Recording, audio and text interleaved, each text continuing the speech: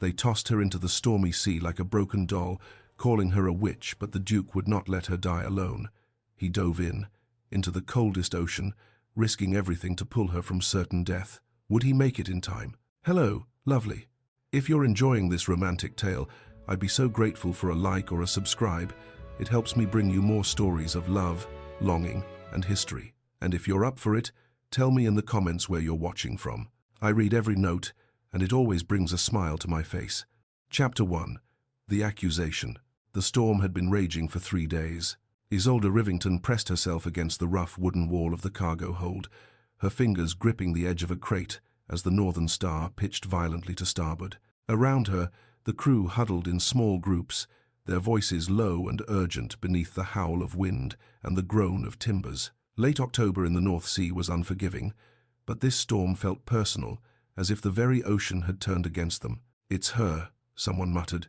Ever since she came aboard, Isolde kept her eyes down, her dark hair falling forward to hide her face.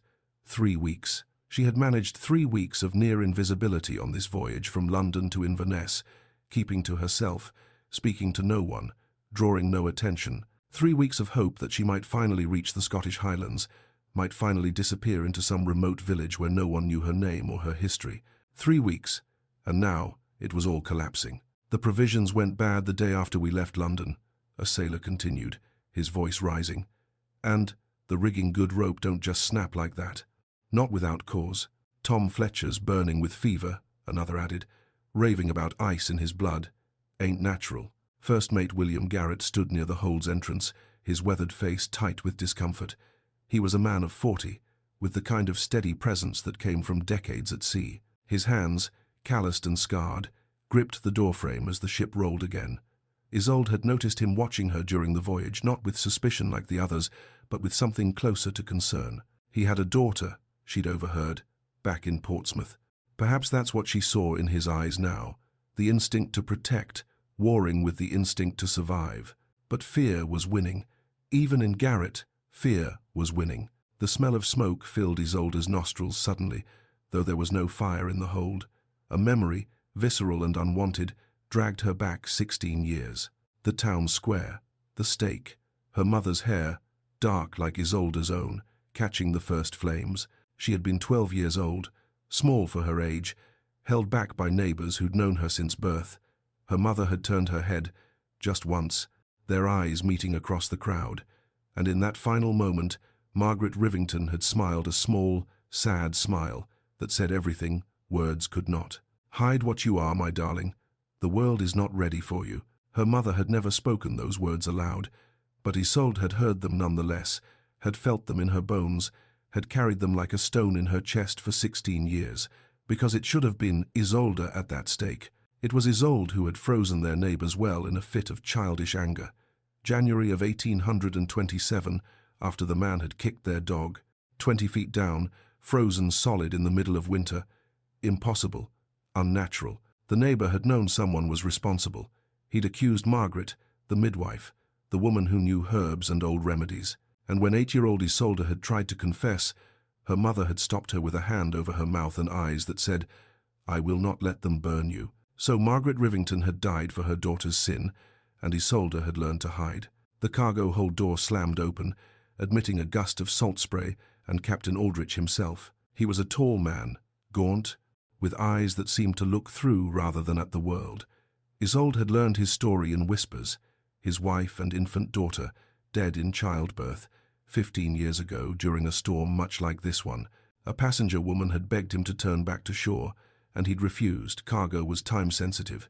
Schedules were sacred. The woman had cursed him as she stood on deck, watching the captain's wife convulsed in labor below. Within the hour, both mother and child were dead. Captain Aldrich had feared cursed women ever since. His eyes found Isolde immediately, and in them she saw the same wild certainty she'd seen in the faces of those who'd condemned her mother. "You," he said, his voice cutting through the hold's nervous murmurs. "Come here." Isolde stood on shaking legs. She'd known this moment was coming, had felt it building for days like pressure before a storm. The crew's suspicion, the captain's growing paranoia, the way people edged away from her in the narrow corridors below deck. She followed Aldrich up to the main deck, the crew trailing behind like scavengers following blood in the water. The storm hit her with physical force. Rain lashed her face, and wind tore at her skirts and shawl. The deck was slick, treacherous, and above them the sails snapped and thundered like cannon fire. Lightning split the sky, illuminating the massive waves that surrounded them. And there, near the mainmast, was a barrel of wine, frozen solid. Isolde's heart stopped. "Explain that," Captain Aldrich demanded, pointing at the barrel. "We stored it in the warmest part of the hold, next to the galley stove. Wine doesn't freeze. Not like that. Not in autumn." "I don't," Isolde began, but her voice was lost in the wind. "She was near it this morning," a sailor shouted. "I seen her, standing right beside it, muttering to herself." "I wasn't muttering," Isolde protested. "I was praying." But the distinction meant nothing to frightened men. A figure emerged from the shadows near the ship's cabin, a passenger, well-dressed despite the storm, his dark coat and fine boots marking him as gentry. Lord Marcus Thorne. Isolde had noticed him before, watching the other passenger who travelled alone. This man's eyes were calculating, cold, like he was solving a puzzle only he could see. "Did the storm worsen when she came aboard?" Marcus asked Captain Aldrich, his tone perfectly reasonable, perfectly poisonous. "I'm merely curious about the timing." Aldrich's eyes widened. "The first day out of London. We had fair winds until she boarded," Marcus finished smoothly. He turned to Isolde with an expression of polite interest.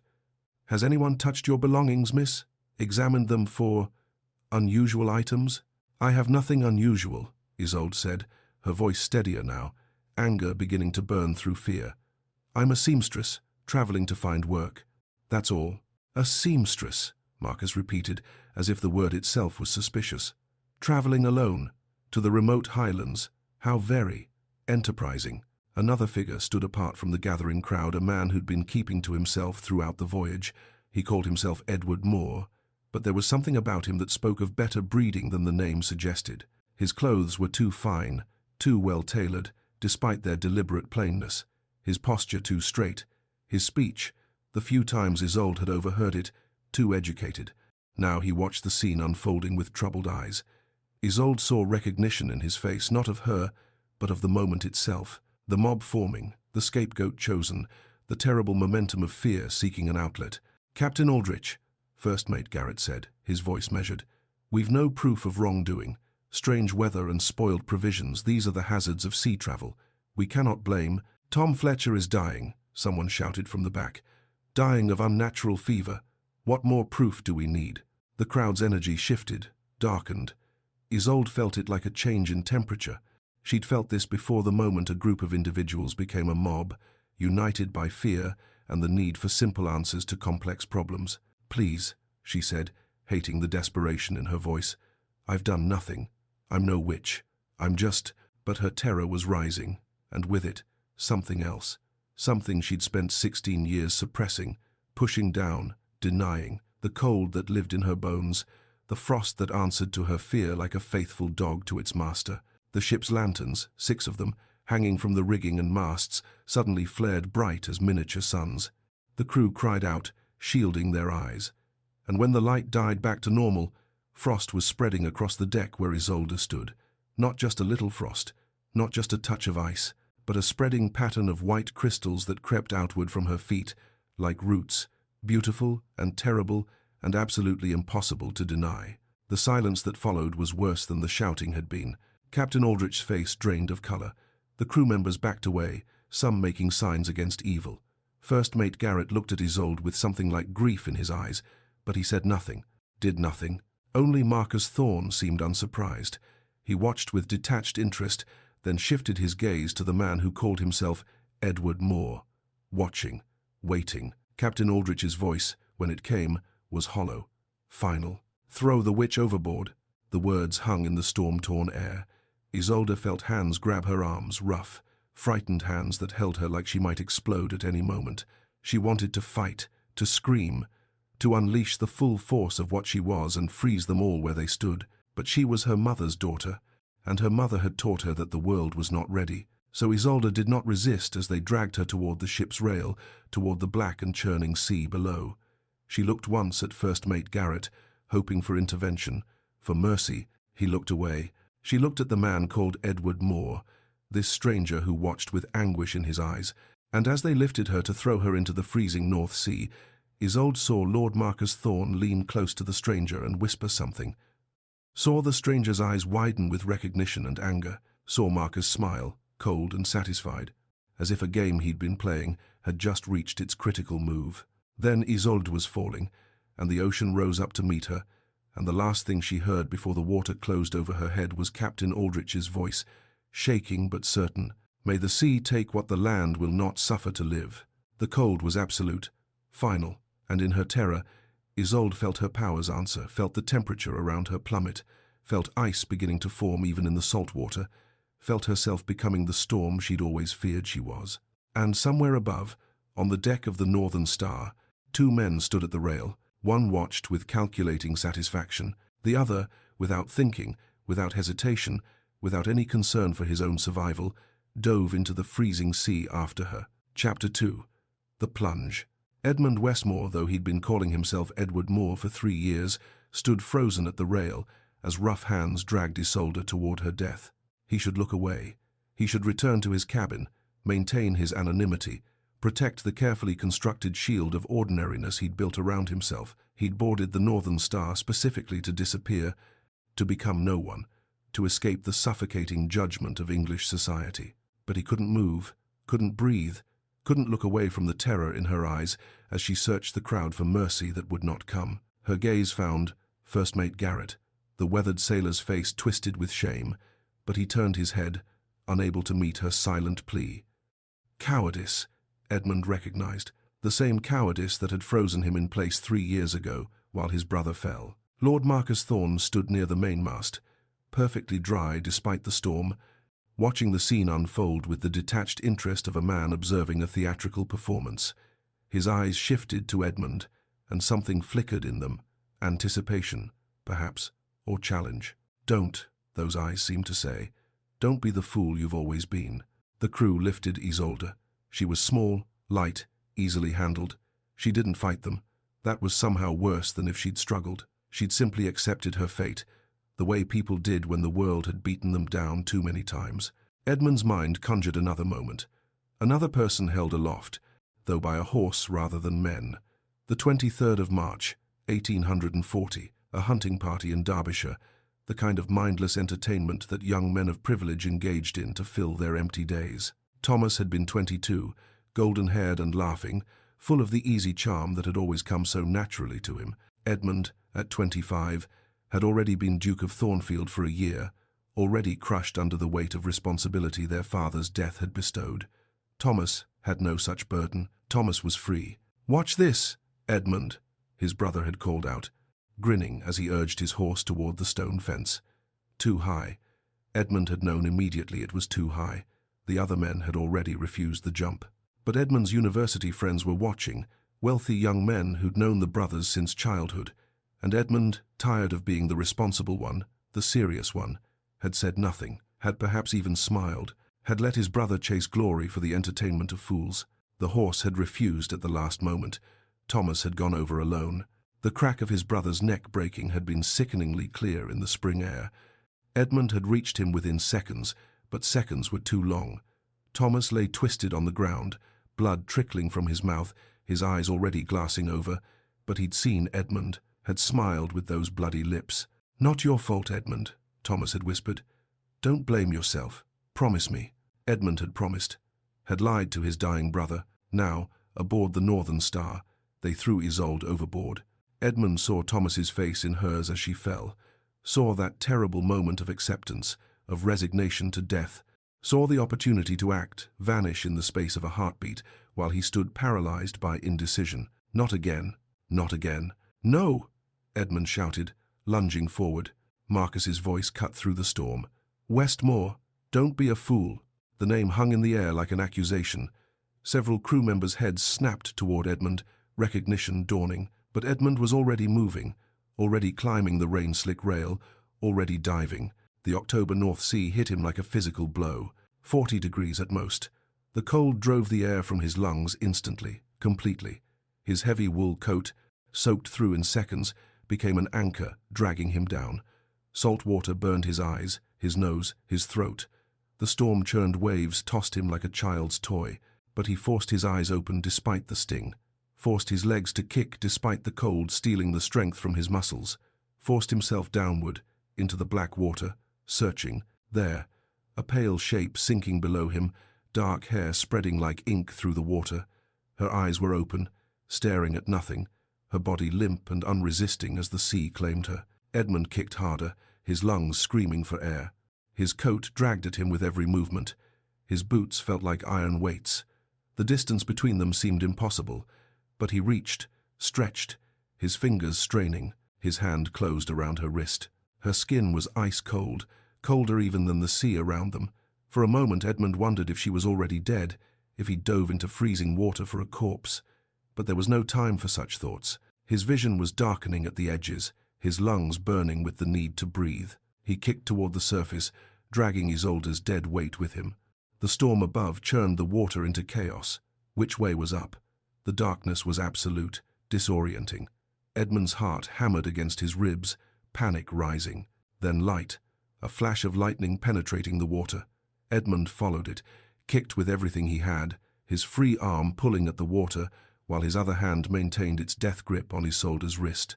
They broke the surface together. Edmund gasped, choking on salt water and rain, barely able to keep his head above the waves. Isolde's face was blue-white, her lips purple, no breath moving in or out.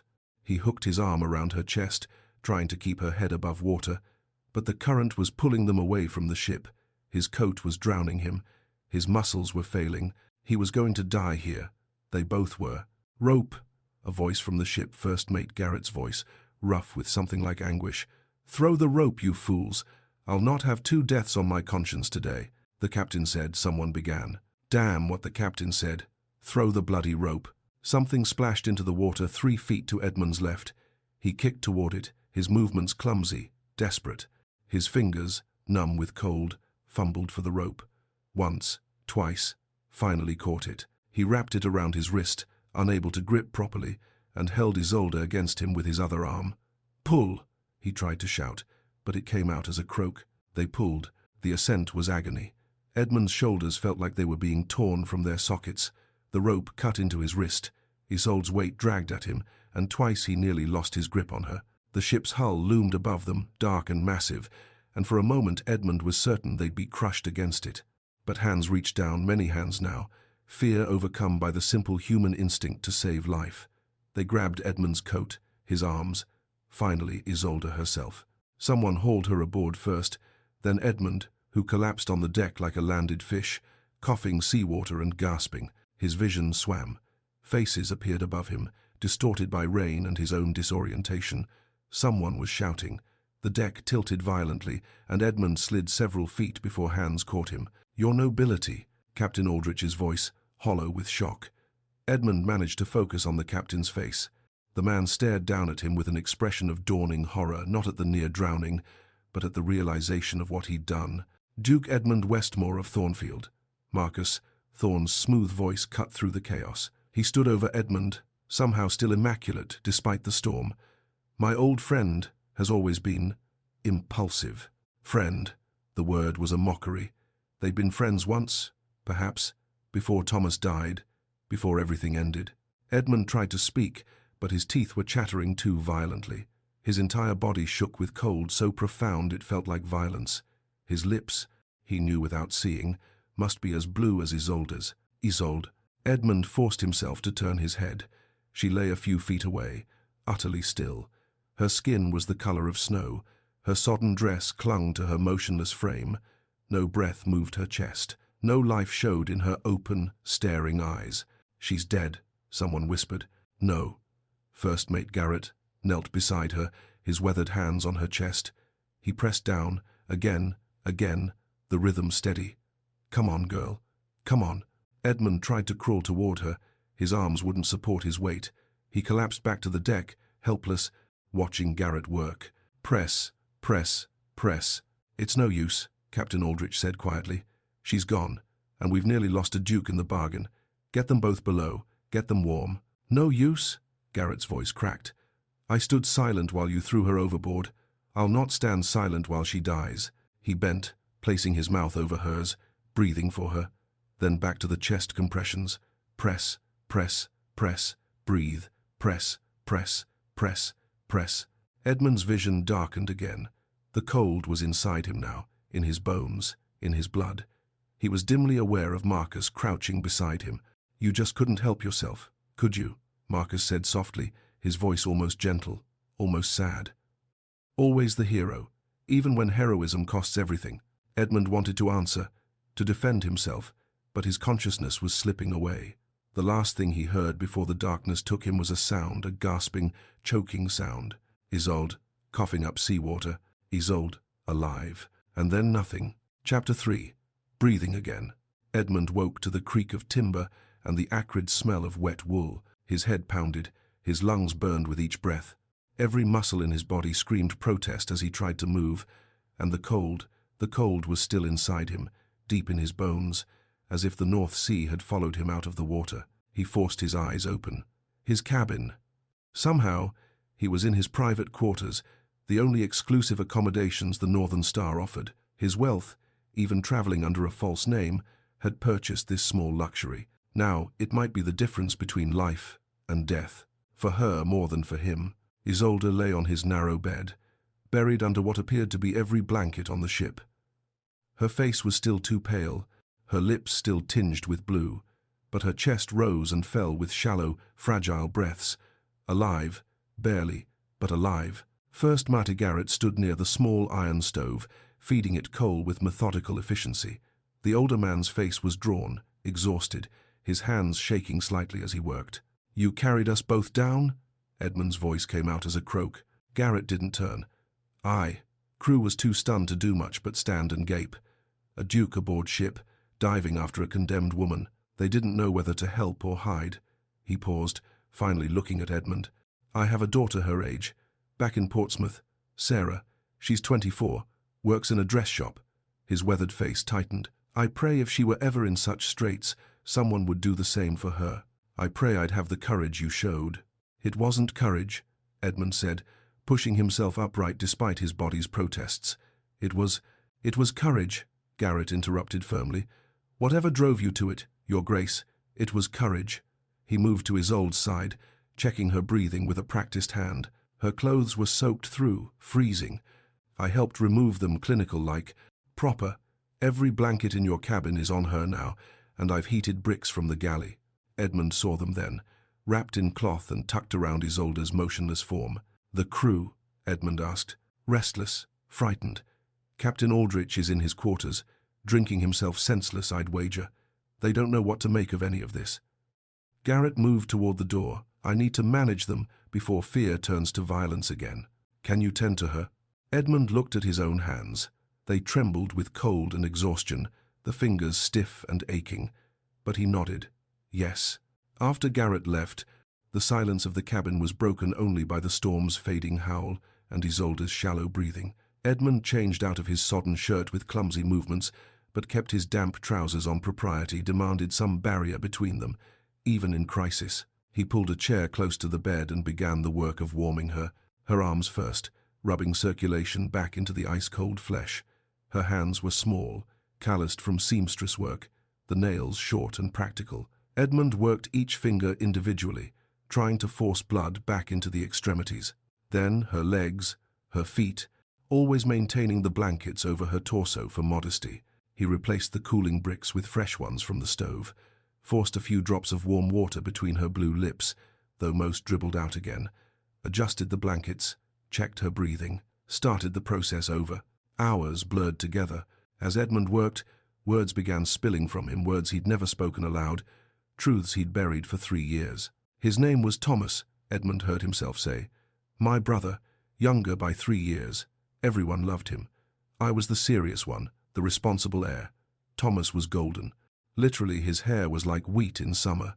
He laughed easily, made friends wherever he went. He rewrapped a heated brick, placed it near Isolde's feet. "The 23rd of March, 1840. A hunting party. I was so tired of being the responsible one. Our father had died the year before, and I was Duke at 25. Every decision mine, every problem mine.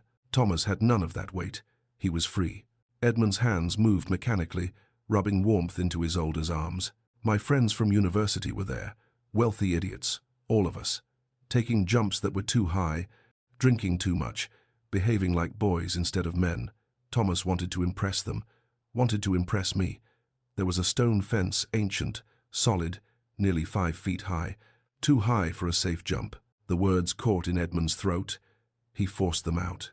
Thomas looked at me, asked if he should try it. I could have said no, could have been the serious, responsible Duke and stopped him. But I was tired of being that person, so I smiled, might have even encouraged him. I don't remember exactly. I've spent 3 years trying to remember my exact words, and I can't. Outside, the storm was dying. Evening light filtered weakly through the porthole. His horse refused at the last moment. Thomas went over alone. I heard his neck break from 20 feet away. By the time I reached him, he was dying, blood on his lips. But he smiled at me. He actually smiled. Edmund's voice broke. He said, "Not your fault, Edmund. Don't blame yourself. Promise me." I promised. I lied to my dying brother because I knew it was my fault. If I'd stopped him, if I'd been the responsible one for once more time, he'd still be alive. My mother saw it in my eyes at the funeral, the guilt, the knowledge, and society. They whispered that I'd always been jealous of Thomas, that maybe, just maybe, I'd wanted him dead so I could be the only son. Edmund's hands were shaking violently now, whether from cold or emotion he couldn't tell. So I ran, told everyone I was touring the continent. Instead, I've been running from their judgment, from my own guilt, from the fact that I watched him die and did nothing. He looked at Isolde's still face, and then I watched them throw you overboard, watched another innocent person condemned by fear and ignorance, and I saw Thomas falling all over again, saw myself standing frozen, useless. I couldn't, his voice cracked, I couldn't watch someone else die while I did nothing. A knock at the door interrupted his confession. Edmund stood, his legs unsteady. "Who is it?" "Captain Aldrich, Your Grace." "I need to—" "No." Edmund's voice hardened, finding the aristocratic authority he'd abandoned 3 years ago. "You will not enter this cabin. You will not come near her. Do you understand me, Captain?" "Your Grace," I must explain. "You attempted murder," Edmund said coldly. "You threw a woman overboard without trial, without evidence, based on superstition and fear. If she dies, I will personally see you hanged. If she lives and you harm her again, the result will be the same. Now leave." Silence. Then, footsteps retreating. Edmund returned to his vigil, but he'd barely sat down when another knock came. "Edmund," Marcus Thorne's smooth voice. "Might we talk?" "No. I'm coming in anyway. I promise not to harm your little project." The door opened. Marcus stood in the doorway, still perfectly dressed despite the day's chaos. His cravat was crisp, his coat brushed, his boots polished. He looked like he'd stepped out of a London drawing room rather than survived a storm at sea. "Still playing hero," Marcus observed, his eyes taking in the frost-touched cabin, the unconscious woman, Edmund's disheveled state. "How long has it been since Thomas died?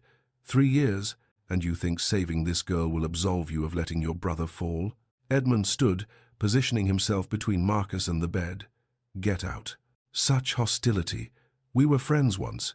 That was before I watched you kill your brother with your negligence." Marcus's tone remained conversational, almost gentle. "Before I saw you run away, rather than face the consequences. You know what I find fascinating, Edmund? You dove into freezing water for a stranger, but you stood paralyzed while your own brother died. What does that say about you?" "It says I've learned from my mistakes," Edmund managed. Marcus smiled without warmth. "Or it says you're desperately trying to rewrite history, redemption through a grand gesture. Very romantic, very foolish." He glanced at Isolde. "She's what they claim, you know. I saw the frost on the deck, the lanterns. She's dangerous. She's scared, perhaps, but fear makes people with power even more dangerous." Marcus turned to leave, then paused. "You can't save her, Edmund. You couldn't save Thomas, and you can't save her. Some people are simply meant to fall." The door closed behind him, but his words hung in the air like poison. Edmund returned to Isolde's side, his hands aching, stiff, exhausted, resuming their work. The cabin had grown dark. He lit a lamp with clumsy fingers. Near dawn, as grey light began filtering through the porthole, Isolde gasped. It was a horrible sound, choking and desperate. Her eyes flew open, wild, unseeing. She thrashed against the blankets, her mouth opening in a silent scream, and the cold came. Frost spread across the cabin walls in intricate, impossible patterns. The water in the washing basin froze with a sharp crack. The temperature plummeted so fast Edmund could see his breath crystallizing in the air. Ice crystals formed from nothing, dancing like snow in the lamplight. Edmund's hands were still on her arms. He felt the cold burning into his skin, felt his fingers going numb, felt the agony of flesh freezing. But he didn't let go. Isolde. His voice was calm, steady, though his hands screamed with pain. You're safe. You're alive. Breathe with me. Her wild eyes found his face, focused gradually. She saw his hands turning white where they touched her, saw the pain written in his expression despite his controlled voice. Horror crossed her face. The ice stopped spreading. No, she whispered, jerking away from him. No, I might hurt you. I'm exactly what they said. A monster. A curse. Edmund wrapped his damaged hands in a cloth from the washstand, biting back a gasp at the contact. The pain was extraordinary, but he kept his voice steady. You are not a monster. I watched them throw you overboard for the crime of being different, of being feared. I have spent 3 years being judged for something I cannot change. I could not watch it happen to someone else. Isolde's eyes moved from his bandaged hands to the frost covering the walls, to the ice crystals still hanging in the air. You don't know what I am, what I can do. I killed my mother. I nearly killed you. Everything I touch, I destroy. Then show me, Edmund said simply. She stared at him. What? Show me what you are, what you can do. Not in fear or desperation. Show me deliberately. I can't control it. It just happens. Can you try? Isolde looked at him for a long moment, this aristocrat who dove into freezing water for her, who'd let her freeze his hands rather than release her, who sat before her now asking to see the very thing that had condemned her. Why? She whispered. Why did you save me? Edmund met her eyes. Because I watched someone I loved die while I did nothing. I will not make that mistake again. The ship creaked around them. Outside the cabin, voices murmured Marcus's smooth tones, Captain Aldrich's uncertain responses, plotting, planning.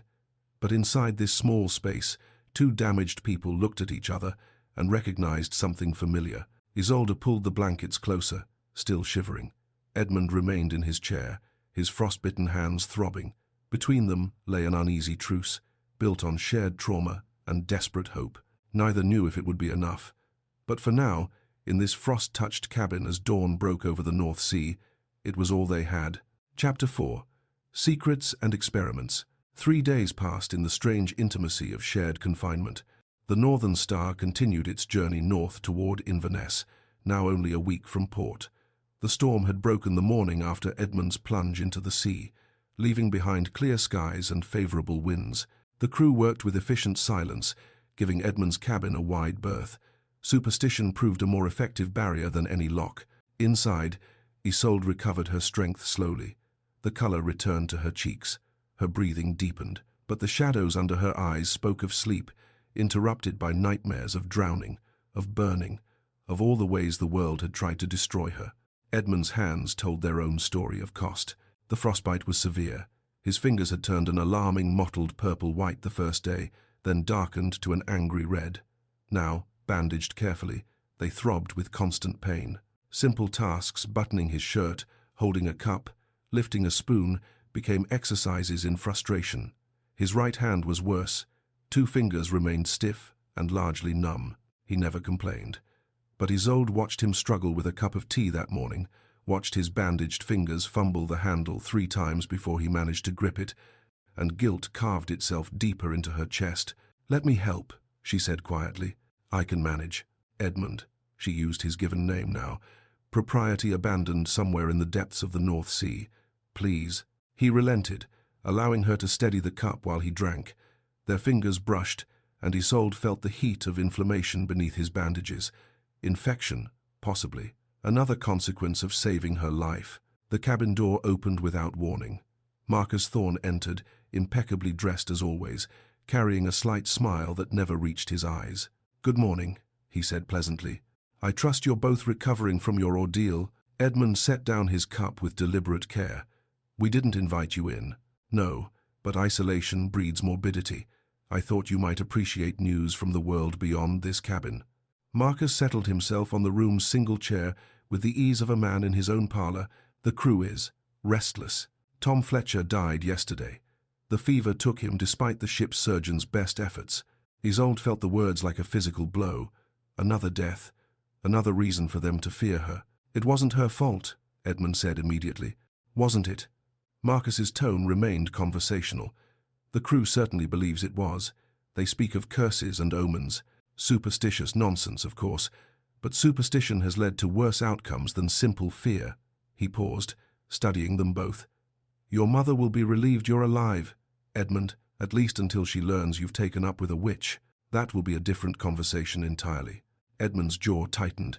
My mother is not your concern, but she is mine. I've written to her, you know. A letter I'll post when we reach Inverness, informing her that her prodigal son has been found, alive and apparently enamored of a woman accused of witchcraft. I'm certain she'll be understanding. Get out, Edmund said quietly. Marcus rose with unhurried grace. As you wish. But do consider this. You're a duke traveling with a condemned woman. When we reach Scotland, your title carries less weight than it does in England, and stories spread faster than ships sail. He paused at the door. Whatever you're planning, Edmund, I hope it's worth the cost.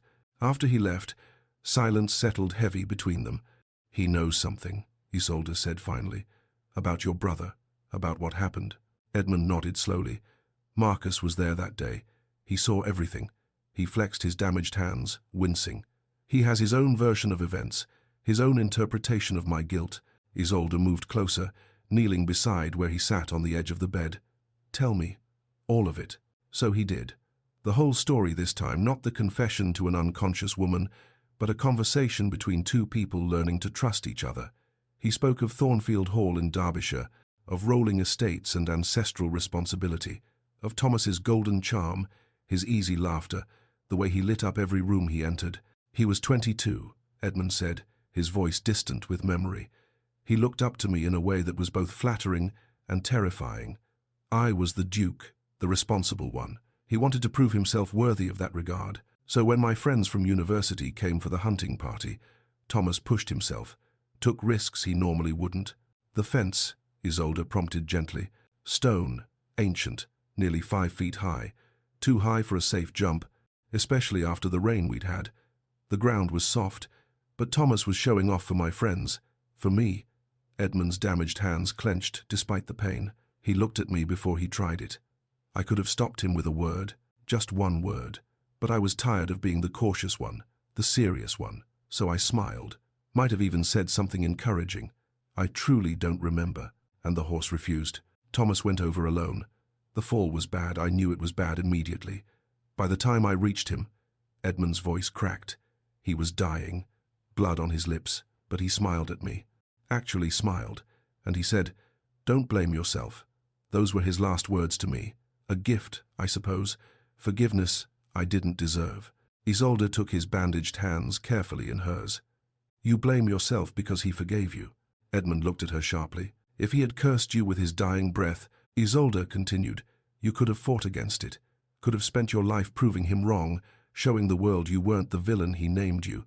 But forgiveness you have to accept, and accepting it means forgiving yourself, which is so much harder. The observation struck something deep in Edmund's chest. No one, not his mother, not his friends, not even Marcus, with all his cutting observations, had articulated his guilt this way before. I don't know how to forgive myself, he admitted quietly. Neither do I. Isolde's thumb traced careful circles on the back of his hand, avoiding the bandaged fingers. I've spent 16 years running from what I am, from what I did to my mother. She told him then, the full story she'd only hinted at before. The seamstress shop in London, the 3 years of saving every spare penny for passage to Scotland. I thought in the Highlands, in some remote village, I could simply disappear, be no one, be normal. But you're not no one, Edmund said, and you're not normal. You're extraordinary. I'm dangerous. Those aren't mutually exclusive. Edmund straightened, an idea forming. Your powers, can you control them, deliberately? Isolde withdrew her hands. I've never tried. I've only ever pushed them down, suppressed them. Using them deliberately feels like like accepting what I am. And accepting what I am means accepting that I'm the reason my mother died, that I'm the monster they feared. What if what you are isn't something to fear? Edmund leaned forward, his eyes intense despite his exhaustion. What if control comes not from suppression but from understanding, from practice? I don't. Try something for me, something small. Isolde looked at him uncertainly. What if I hurt you again? Then I'll tell you to stop. Edmund retrieved a cup of water from the washstand, his movements clumsy with his damaged hands. He set it on the small table between them. Lower the temperature. Just 1 degree. Don't freeze it. Just cool it. Edmund, I can't. Try. Isolde stared at the cup.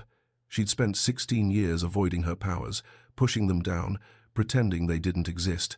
Now Edmund was asking her to do the opposite, to reach for them deliberately. She closed her eyes and reached inward, toward the cold that lived in her bones.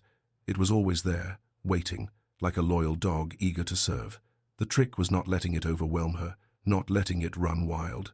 1 degree, she thought, just 1 degree cooler.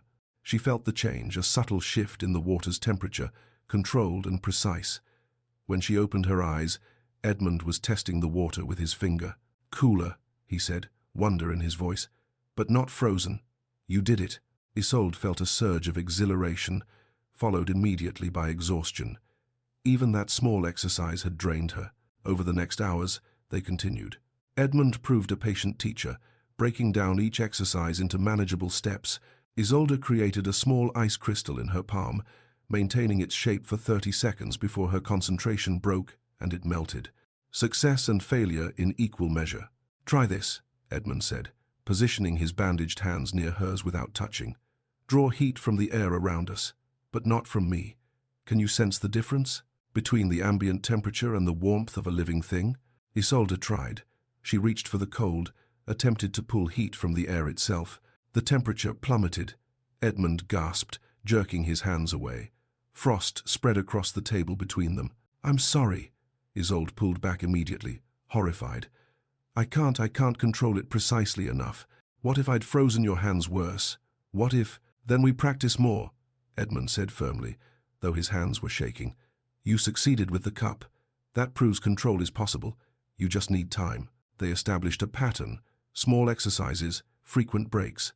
Edmund watched her carefully, noting that her powers responded most strongly to emotion but could be modulated with focus and intent. Fear made control impossible. Calm made it achievable. On the third afternoon, Isolde surprised them both. She'd been practicing creating ice crystals, each one slightly more complex than the last. Then, without planning it, she began shaping something larger. An ice sculpture formed in the air above her palm, a bird, wings spread in flight, every feather distinct and delicate. It was beautiful, intricate, controlled. Edmund stared at it, mesmerized. I've never seen anything so beautiful. Their eyes met over the frozen bird. The moment stretched, charged with something neither had words for. Isolde felt her cheeks warm, saw an answering color in Edmund's face, then shouting erupted above deck. Get back, the captain gave his word. First, Mate Garrett's voice, raised in anger or warning. Edmund moved to the cabin door, listening. Isolde let the ice bird melt, the magic dissipating. More voices, angry, frightened. The ship's cook. Tom Fletcher's dead, dead because of her. We'll not sail another day with a witch aboard. Captain Aldrich's weaker tones. The Duke has my word of safe passage. Then put them ashore, both of them, at the nearest port. Then Marcus's voice, smooth as silk, carrying clearly through the door. Surely that's best for everyone. The Duke can escort the young woman to safety on land, and your crew can have peace of mind, a compromise that serves all parties. Edmund and Isolde's eyes met. They'd run out of time. Where's the nearest port? Isolde asked quietly. Cromarty, I think. A small fishing village on the Scottish coast. We're perhaps 2 days away. And then, Edmund's jaw set with determination, then we find another way. But whatever happens, Isolde, I won't let them harm you again. I swear it. Outside, Marcus's voice continued, orchestrating their fate with patient malice. The crew's fear was a weapon he wielded expertly, and Edmund's title, powerful in England, meant little on a ship full of terrified men in Scottish waters. Isolde looked at the frost patterns still fading from the table, at Edmund's bandaged hands, at the four walls that had become both sanctuary and prison. They would reach Scotland in 2 days, and then everything would change. Chapter 5. The Storm Within. Cromarty appeared on the horizon at dawn, a collection of grey stone buildings huddled against the Scottish coast, smoke rising from chimneys into the cold November air. 2 days had passed in relative peace. Edmund's hands were healing, though slowly, and 2 fingers on his right hand remained stubbornly numb. Isolde practiced her control daily, each exercise slightly more successful than the last. They'd found a rhythm, a partnership built on patience and necessity. But Isolde's other ability, the one she'd mentioned only briefly, was screaming warnings. She'd tried to explain it to Edmund the previous evening. I sensed the temperature of people's emotions, hot anger, like standing near a fire, cold fear, like touching ice, warm affection, like sunlight on skin. It's not precise, but it's rarely wrong. Now, as the Northern Star approached the Scottish port, Isolde felt spikes of hostile intent from multiple sources.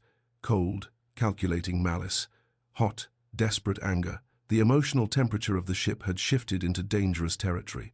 "Something's wrong," she told Edmund, as they prepared for disembarkation. "The crew, their fear has turned to something else. Something worse." Edmund checked the cabin door's lock, such as it was. "We'll be ashore within hours. Whatever they're planning, they'll hesitate to act against a duke in port." But Isolde's sense of danger only intensified as evening fell. Edmund left the cabin briefly to arrange lodging in Cromarty, to speak with Captain Aldrich about their departure. "Lock the door behind me," he instructed. "I'll be back within minutes." Isolde did as he asked, but the lock was flimsy, meant more for privacy than security. She stood in the center of the small cabin, her empathic sense screaming warnings, multiple sources of hostile intent converging, getting closer. The door burst open with a crack of splintering wood. 5 men entered, crew members she recognized. The ship's cook led them, a heavy man with ham-sized fists and eyes bright with desperate fear. Behind him came 2 sailors she'd seen, watching her with undisguised hatred. 2 more blocked the doorway, preventing escape. First Mate Garrett was not among them. "The captain's too afraid of the Duke to do what needs doing," the cook said, advancing slowly. "But Tom Fletcher died this evening, died raving about ice in his veins. We'll not have your curse follow us further." Isolde backed against the far wall, her heart hammering. "Tom Fletcher's fever had nothing to do with me. It was an illness, natural causes. Nothing's been natural since you stepped aboard." The cook's voice was rough with fear and something else, grief, perhaps, for his dead shipmate. "We should have let you drown the first time. We're finishing it now.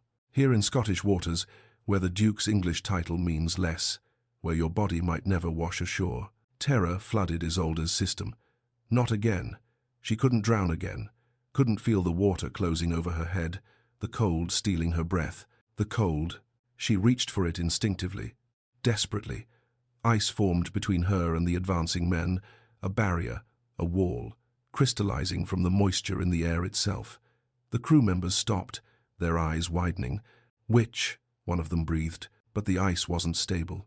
Isolde's fear was too great, her control too tenuous. The barrier cracked and reformed, spreading beyond where she'd intended, climbing the walls like frost on a winter window.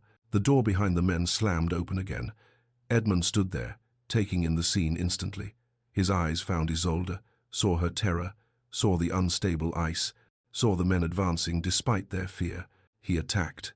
Edmund had never mentioned his combat training, but it showed now. His aristocratic upbringing had included more than dancing and deportment. He moved with controlled violence, using the doorway to limit how many men could face him at once.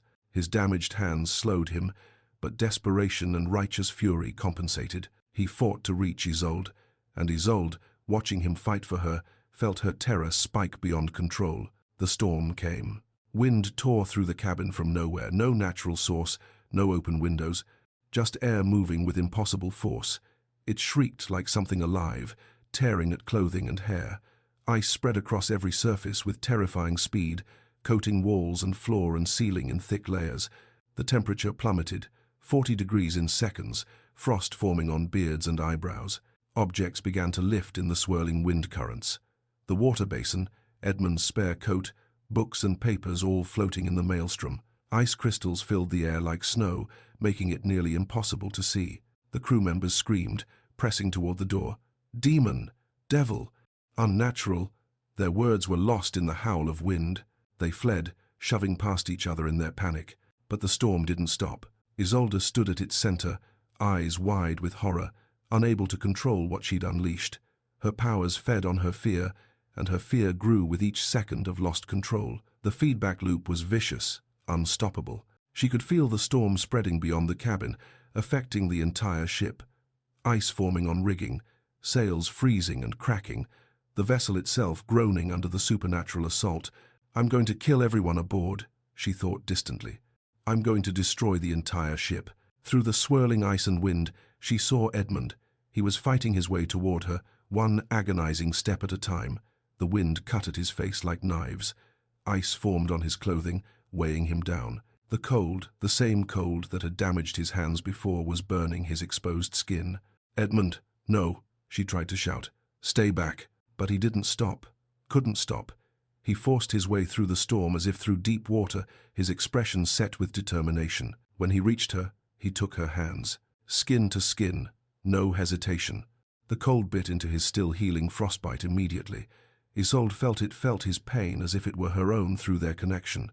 His damaged fingers, already numb, now burning with renewed injury. The skin of his palms turning white, blistering. "Let go," she gasped. "I'm hurting you." "Isolde." His voice cut through the wind somehow, clear and steady. "Look at me, only at me." She met his eyes. Grey, steady, unwavering despite the pain she knew he was suffering. "You are not the storm," Edmund said, his voice calm despite having to shout over the wind. "You are the eye of the storm. You are the stillness. Find it. Find the quiet place inside." "I can't." "You can. Breathe with me. In for 4 counts." He demonstrated, his breath visible in the frigid air. Isolde tried to match him, but her breathing was too fast, too shallow. "Again," Edmund insisted. "In 2, 3, 4. Hold 2, 3, 4. Out 2, 3, 4. Feel the air moving through you, not against you." Isolde focused on his voice, on his eyes, on the rhythm he was setting. In, hold, out. The wind was still howling, ice still forming, but she found the pattern beneath the chaos, found the place inside herself where the cold originated, where it waited for her command. Not command, she realized. Partnership. The cold wasn't her enemy. It was part of her. She didn't need to suppress it or control it. She needed to work with it, guide it, give it purpose and direction, rather than letting fear drive it wild. Gradually, so gradually she almost couldn't tell it was happening, the wind began to die. The swirling ice crystals settled. The temperature stopped dropping, hovering in the space just above freezing. When the storm finally stopped completely, the silence was deafening. Isolde looked around at the destruction. The cabin was unrecognizable. Every surface was coated in thick ice. Icicles hung from the ceiling like stalactites in a cave. The furniture was frozen solid. The wood split where water had expanded. The very walls seemed to groan with the weight of ice. And Edmund's hands. She looked down at where they still held hers. His skin was white, blistered, some areas gone frighteningly pale. His damaged fingers were worse. She couldn't tell if they still had sensation at all. "Your hands," Isolde whispered, horror stealing her voice. "I've destroyed them. I've destroyed you." Edmund's jaw was tight with pain, but his voice remained steady. "You saved yourself, and you stopped it. You pulled it back. That's what matters." "You don't understand." Isolde was shaking violently, from exhaustion and horror in equal measure. "I could have killed you. I nearly did. I told you from the beginning I'm exactly what they fear. A monster who destroys everything she touches." Edmund slowly lowered himself to sit on the ice-covered floor, cradling his damaged hands carefully. "You're not a monster. You're powerful. There's a difference." "What difference?" "The result is the same. Pain, destruction, death. A monster wouldn't care about the harm they cause," Edmund said quietly. "A monster would use power without conscience. You do care. That horror in your face, that guilt in your voice, that's precisely what makes you human. What makes you good, despite your power." Isolde slid down the wall to sit beside him in the frozen cabin. She wanted to take his hands again, to somehow undo the damage, but she was terrified of causing more harm. The door burst open, the lock long since destroyed by ice. Captain Aldrich stood there, First Mate Garrett beside him, Marcus Thorne just behind. They stared at the devastation, the ice, the floating crystals still settling from the air, the two figures sitting amid the wreckage. Captain Aldrich's face had gone pale as parchment. "We dock at Cromarty within the hour. Both of you will leave my ship immediately. Tonight, I'll not have this vessel destroyed by her."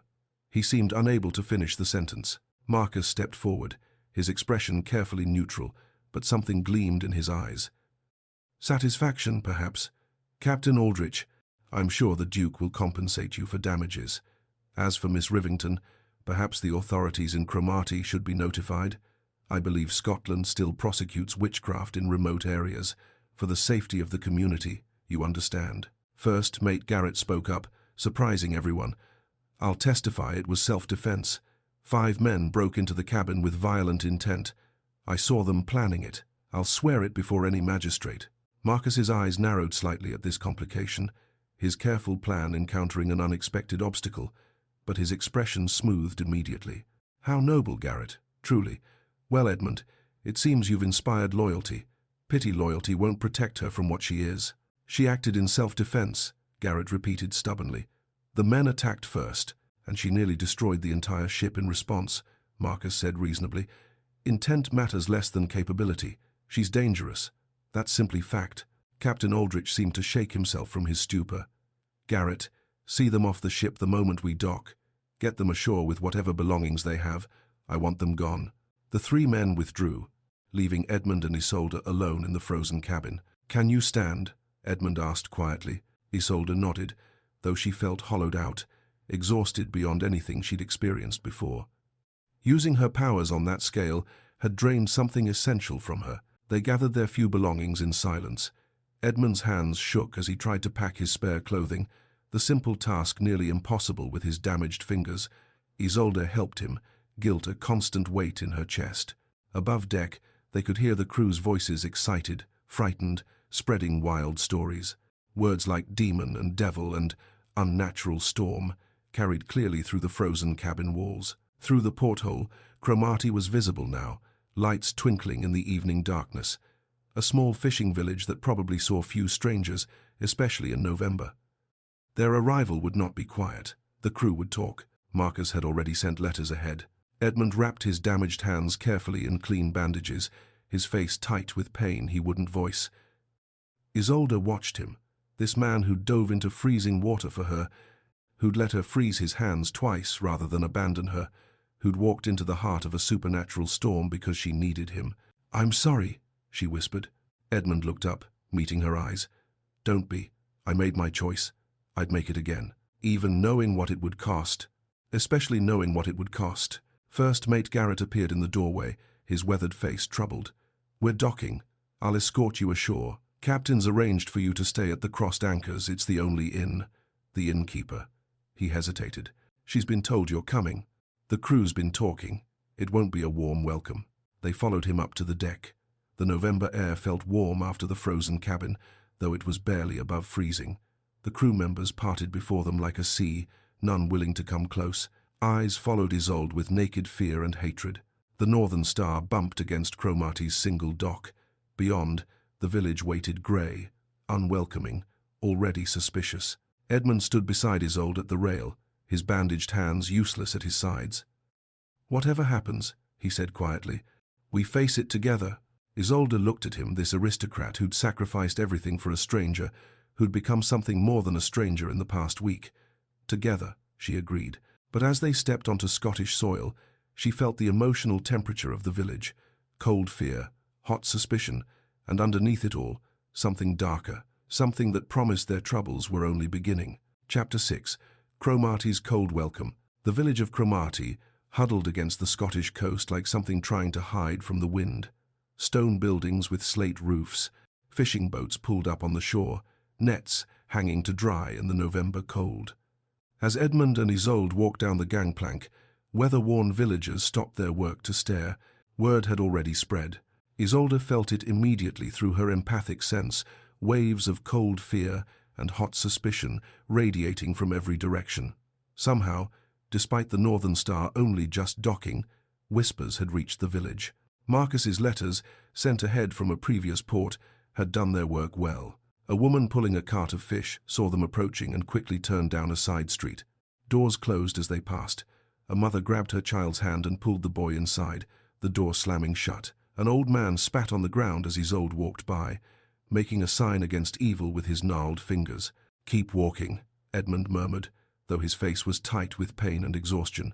His bandaged hands hung stiffly at his sides, useless for carrying anything. Isolde bore their single bag of belongings. The crossed anchors sat at the center of the village, a two-story stone building with a weathered sign depicting two ship anchors forming an X.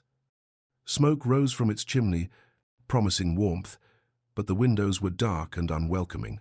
The inn's common room was empty when they entered, though Isolde heard movement in the back. Edmund approached the counter and rang the small bell. A woman emerged from the kitchen, Mrs. Flora McLeish, as they would learn.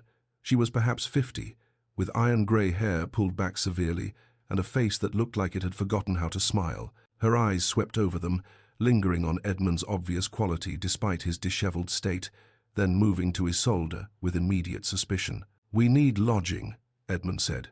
"A room for a few days while I arrange transport." "The inn's full," Mrs. McLeish said flatly. "The common room is empty. The entire building appears empty." "Full nonetheless."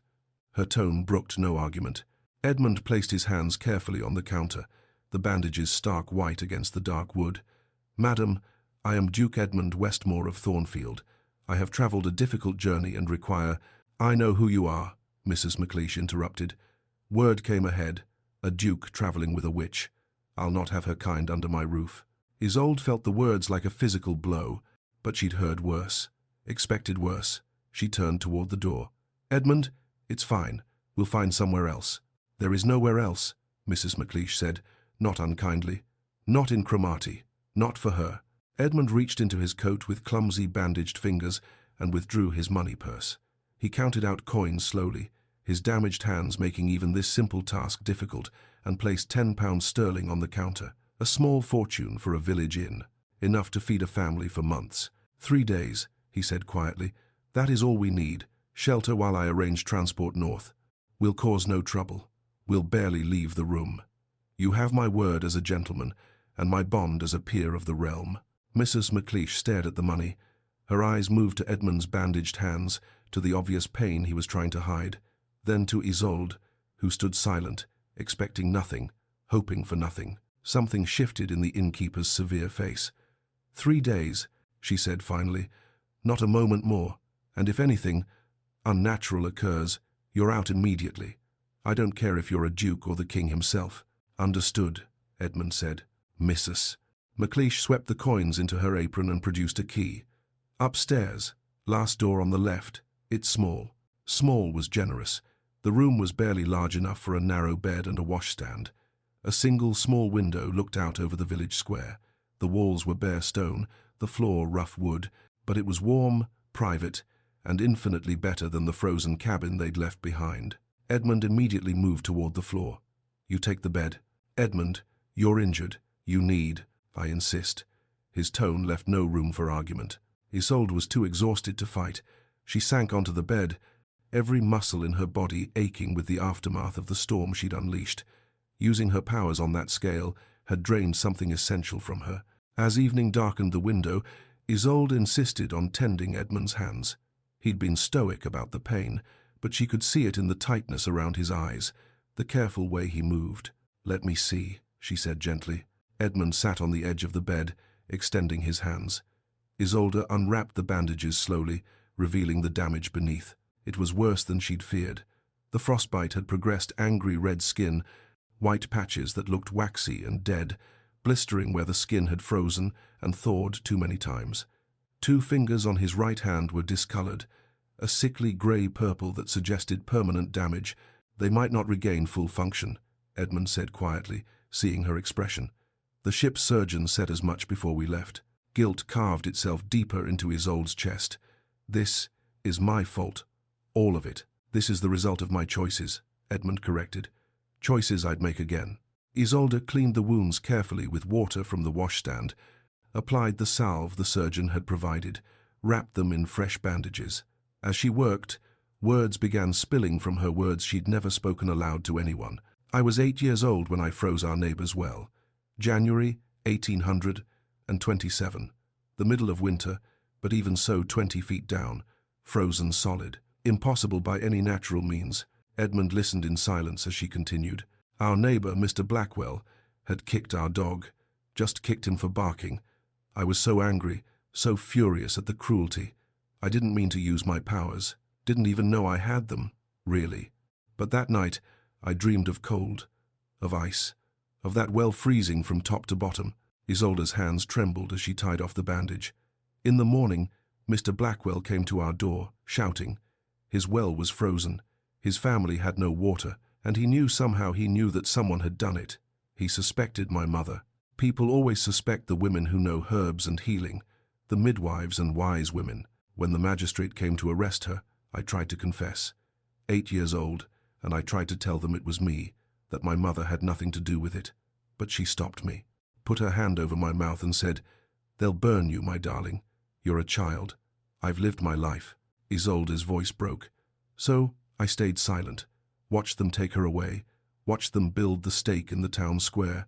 I was 12 when they burned her, old enough to understand exactly what my silence had cost. I've spent 16 years running from what I am, and from what staying silent cost her. Edmund was quiet for a long moment. Then he began speaking, his voice low and measured. Thomas was 22, full of life and laughter. I was 25, already Duke after our father's death, already crushed under the weight of the estate, the title, the endless responsibilities. Thomas had no such burdens. He was free in a way I never was and never would be. Edmund flexed his damaged fingers carefully. The hunting party was on the 23rd of March, 1840. My friends from university, wealthy young men, with too much time and too much wine. They were taking increasingly reckless jumps over fences and streams, showing off like boys instead of men. Thomas wanted to prove himself, wanted to impress them, wanted to impress me. There was a stone fence, ancient, solid, nearly 5 feet high. I knew it was too high. I should have stopped him. I was the elder brother, the Duke, the responsible one, but I was so tired of always being responsible. Edmund's voice tightened. So, when Thomas approached the fence, when he looked back at me for permission or approval or whatever he was seeking, I said nothing, did nothing, maybe smiled. I honestly don't remember anymore. His horse refused at the last moment. Thomas went over alone. He landed badly. I heard his neck break from 20 feet away, this awful crack, like a branch snapping. I was off my horse and running, but I knew before I reached him that he was dying. Edmund's breath caught. He looked up at me, blood on his lips, pain in his eyes, but he smiled. My brother, dying in the mud, smiled at me, and he said, "Not your fault, Edmund. Don't blame yourself. Promise me." I promised him. I lied to my dying brother because I knew it was my fault. My mother blamed me. Never said it aloud, but I saw it in her eyes at the funeral. The entire county came, and they all looked at me with the same question in their eyes. Why Thomas? Why not you? The spare who became the heir through his brother's death. And Thomas was the beloved one, the golden one. Everyone loved him. I left England 6 months later, told everyone I was touring the continent. Instead, I've been running, from their judgment, from my own guilt, from the fact that Thomas forgave me and I cannot forgive myself. Isolde took his bandaged hands gently in hers. We're the same, you and I. We both believe we deserve punishment for accidents of circumstance. My mother chose to protect me. Your brother's death was not murder, but we've both been tried and convicted by judges who live only in our own minds. Edmund looked at their joined hands, her small, work-worn seamstress's hands, holding his bandaged, aristocratic ones. Perhaps we're both innocent, or perhaps we're both guilty, but I know this. I don't regret saving you, even if these hands never fully heal. Even if Marcus destroys what's left of my reputation, I don't regret any of it. The moment stretched between them, intimate and fragile. Then voices erupted from outside their door, Mrs. McLeish arguing with someone, her tone sharp. A knock. There's a gentleman here demanding to see you. The door opened before Edmund could respond. Marcus Thorne entered, uninvited, his expensive coat and polished boots absurdly out of place in the humble room. Still hiding in corners, Edmund. Marcus's tone was conversational, almost friendly. How the mighty have fallen, from Thornfield Hall to a fishing village inn with a wanted witch. Get out, Edmund said quietly. In a moment, I thought you should know I'm not here by accident. Your mother hired me to find you, actually. She's been quite worried about her prodigal son.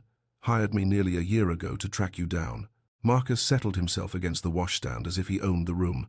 But when I finally located you, I realized you'd done me a tremendous favor by leaving. You see, I was there the day Thomas died. I saw everything, and my version of events differs somewhat from yours. Edmund went very still. What are you talking about? You did more than say nothing, Edmund. You encouraged him. Come on, Thomas. Don't be a coward. Take the jump. Those were your exact words. I heard them clearly. And when he fell, you stood there frozen, paralyzed for 10 full seconds before you moved. 10 seconds, I counted. That's not. Edmund's face had gone pale. I don't remember it that way. Memory is flexible, isn't it? Especially guilty memory. You've spent 3 years rewriting history, making yourself merely neglectful rather than actively culpable. But I was there, and if I testify to what I saw before the House of Lords, they'll investigate. Causing the death of your heir through reckless encouragement, that's grounds for stripping your title, at minimum. Marcus straightened. So here's what will happen. You'll return to England with me. Face your family, face the questions, take your punishment like a man, and in exchange, I'll say nothing about Miss Rivington. She can disappear into the Scottish Highlands as she planned. She'll be safe. But if you refuse, I've already sent detailed letters to the magistrate in Inverness. Descriptions of frozen cabins, supernatural storms, a crewman's death. Scottish law may not burn witches any longer, but they do imprison them. For life, in some cases. Isolde spoke before Edmund could. Take his offer. Go back to England. I can disappear on my own. No, Edmund said simply. Before Marcus could respond, a commotion erupted downstairs, shouting, breaking glass. Mrs. McLeish's voice raised in anger. Edmund and Isolde rushed down to find the inn's common room filling with villagers. At their head stood a gaunt man of 60, with burning eyes and severe black clothing. We'll not have wickedness in our village, Reverend Callum McBride declared. First a ship's crewman dies of unnatural fever, now tales of supernatural storms and frozen cabins. This woman brings evil. Mrs. McLeish stood behind her counter, arms crossed. She's paid for lodging and she'll have it. This is my establishment, Reverend, not your kirk. The minister ignored her, addressing the crowd. It's nearly St. Andrew's Day. We'll not celebrate our patron saint with a witch among us. She must go, tonight. Edmund moved instinctively between Isolde and the crowd. Marcus watched from the shadows, satisfaction written in his eyes. And in the back, half hidden, was that first mate Garrett. The mob pressed closer, and Isolde felt their collective fear and anger like heat against her skin. The temperature in the room began to drop. Chapter 7. Fire and Flight. The crowd pressed closer, their collective fear and anger palpable in the close air of the common room. Reverend McBride stood at their head like a general commanding troops, his gaunt face lit with righteous certainty. This woman must be turned over to the magistrate, he declared. For the safety of our community, for the sanctity of our souls, she cannot remain here. Mrs. McLeish held her position behind the counter, her arms crossed, her iron-grey hair escaping its pins. I told you, Reverend, this is my establishment. She's paid for lodging and she'll have it. The laws of man matter less than the laws of the Almighty, the minister countered. The inn's back door burst open. A teenage boy, lean, dark-haired, clearly Mrs. McLeish's son, rushed in, breathless. Ma'am, they're gathering in the square. More of them. They mean to take her by force if need be. Isolde felt the temperature in the room dropping, responding to her fear. Not now. She couldn't lose control now. Not with Edmund already damaged. Not with so many people so close. Marcus Thorne's smooth voice cut through the tension. Perhaps Miss Rivington should simply go with them. If she's innocent of wrongdoing, surely the Scottish authorities will determine that fairly. Why resist lawful process? Edmund recognized the trap immediately. In a remote village like Cromarty, far from Edinburgh's courts and legal protections, Isolde would face a magistrate influenced by local superstition and fear. Even if not executed, and Scottish law was vague enough to allow for creative interpretation, she could be imprisoned indefinitely. No, Edmund said firmly. She goes nowhere with that mob. The crowd murmured, angry and uncertain. Then someone pushed through from the back, a weathered face Isolde recognized with shock. First Mate Garrett, Edmund said. The older sailor nodded, breathing hard. Your Grace. My ship hasn't sailed yet, repairs to the frozen rigging, and the captain won't risk leaving port in the dark. I came to warn you. The crew's been talking in the taverns all evening, spreading stories. The whole village knows everything now. Why are you here? Edmund asked. Garrett's weathered face tightened with shame and determination. I can't undo my cowardice on the ship, can't take back my silence when they threw her overboard. But I can help you now. There's a path north, through the hills beyond the village. It leads to the Cairngorms eventually. Remote settlements there, places where folk don't ask questions about strangers, where a man with coin can buy anonymity. You're helping them escape? Reverend McBride's voice rose with outrage. You'd help a witch flee justice? I'm helping 2 people flee a mob, Garrett corrected. There's a difference. Mrs. McLeish moved suddenly, decisively. Duncan, get them provisions from the kitchen. Bread, cheese, dried meat, whatever travels well. And fetch your father's old winter coat, the heavy one. Ma'am, Duncan stared at his mother. Do it, now. The boy disappeared into the back. Mrs. McLeish looked at Edmund and Isolde, something complex moving behind her severe expression. I had a sister once, she said quietly. People said she was fey. Strange. She could find water underground, predict storms, knew things she shouldn't know. They drove her away when I was 15. I've always wondered what became of her.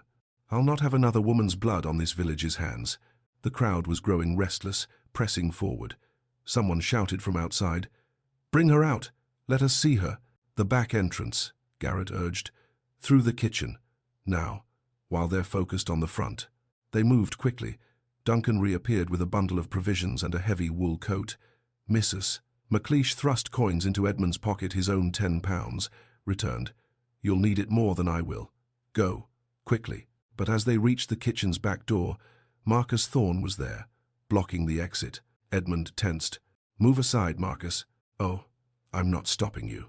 Marcus adjusted his fine coat. I'm coming with you. You don't think I'm staying here with an angry mob about to turn violent? I've no desire to be trampled by frightened villagers. Besides, Edmund, we're not finished with our conversation. Edmund had no time to argue, no way to stop Marcus without causing a commotion that would alert the mob. The 4 of them, Edmund, Isolde, Marcus, and Garrett leading, slipped out into the November night. The escape through Cromarty was a nightmare of shadows and suppressed panic. They moved through back alleys, between buildings, avoiding the main streets where torches were being lit and voices raised. The village was waking to violence, fear turning ordinary people into a mob. Fire purifies, someone shouted from the square. They'd nearly reached the edge of the village when Isolde looked back. Flames, rising from the center of town.